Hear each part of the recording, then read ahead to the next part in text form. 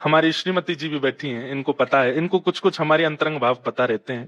ठाकुर जी संकेत करते हैं। भक्तमाल जी में लेकर के आया, 4 खंड में भक्तमाल है, जिसमें तृतीय खंड में नरसिंह मेहता जी का चरित्र है। तो जो हमारे पंडित जी ने भक्तमाल जी रखी थी, वो 3 खंड रखे, first, second and fourth, third वाला रखा ही नहीं था, जिसमें नरसिंह मेहता जी का चरित्र है। तो जब मैंने देखे थर्ड, सेकंड, फोर्थ, मैंने कहा इसमें तो नरसिंह जी का चरित्र नहीं है, तो शायद ठाकुर जी संकेत कर रहे हैं कि नरसिंह मेहता जी का चरित्र नहीं करना। लेकिन सडनली हमारे एक भैया वो बोले कि नहीं, वो चौथा, थर्ड पार्ट जो है वो मेरे बैग में रखा है, वो पंडित जी ने मुझको दे दिया था। तो अचानक से वो थर्ड पार्ट मिला, इसका मतलब ठाकुर, जैसे ही मन में सोचा कि ठाकुर जी मना कर रहे हैं, वो थर्ड पार्ट मिला, तो मानो ठाकुर जी कह रहे नहीं नहीं नहीं, नरसिंह जी का सुनाओ, ये लो यहां रखा है।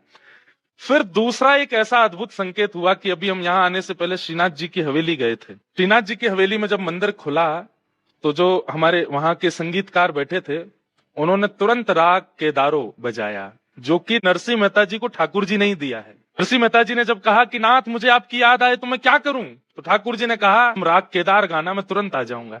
तो जैसे ही कपाट खुले श्रीनाथ जी के, वो वहां स्वर बजाने लगे केदारो राग के, और मैंने उनको बताया, मैंने कहा ये राग केदार है जो नरसिंह मेहता जी को ठाकुर जी ने दिया है। मानो श्रीनाथ जी संकेत कर रहे हैं कि नरसिंह जी का ही चरित्र सुनाओ, मुझे सुनना है।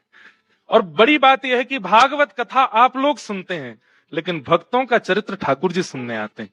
तो थोड़ी स्पेस रखिएगा, क्योंकि ठाकुर जी आएंगे, वो निश्चित आएंगे। नैरोबी में कथा श्रवण करने के लिए नाथ जरूर आएंगे।